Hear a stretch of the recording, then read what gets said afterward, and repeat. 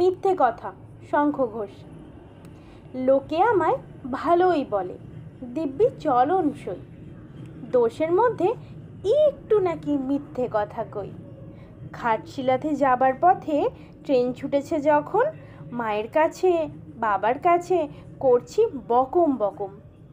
হঠাৎ দেখি মাঠের মধ্যে চলন্ত সব গাছে এক এক রকম ভঙ্গি ফোটে, এক এক রকম নাচে।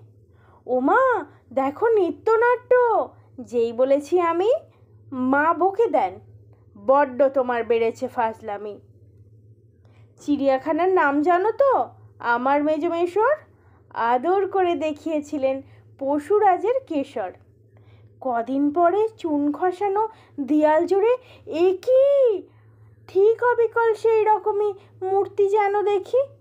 ক্লাসের মধ্যে যেই বলেছি সুরঞ্জনার কাছে, জানিস আমার ঘরের মধ্যে সিংহ বাঁধা আছে, শুনতে পেয়ে দিদিমণি অমনি বলেন, শোনো, এসব কথা আবার যেন শুনি না কক্ষনো। বলি না তাই সেসব কথা, সামলে থাকি খুব।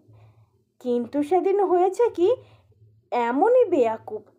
আকাশ পরে আবারও চোখ গিয়েছে আটকে, শরৎ মেঘে দেখতে পেলাম রবীন্দ্রনাথকে।